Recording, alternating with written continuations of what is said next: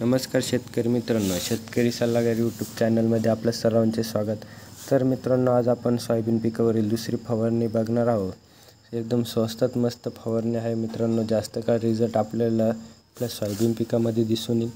तर मित्रांनो, जास्त प्रमाणात आपल्या सोयाबीनची जर वाढ झालेली असेल तर आपल्याला वाढ थांबवणं खूप गरजेचं असतं। अशा अवस्थेमध्ये कल्टरचा वापर करा, तुम्ही 5 ml वापर करायचा आहे मित्रांनो। जर मित्रांनो फुलकळी जर जास्त लागली असेल तर कल्टर वापरू नका।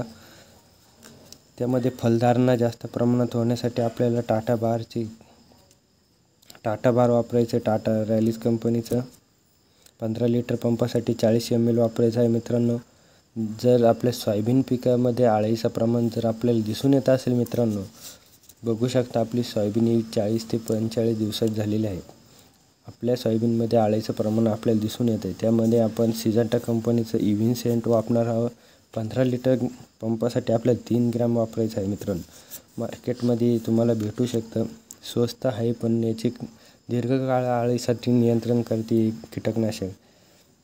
जर समजा आपल्या सोयाबीन पिकामध्ये बुरशीजन्य रोगाचा प्रादुर्भाव आपल्याला जर दिसून येत असेल तर UPL कंपनीचा आपण साप प्रति 15 लिटर पंपासाठी 30 ग्रॅम वापरू शकता मित्रांनो।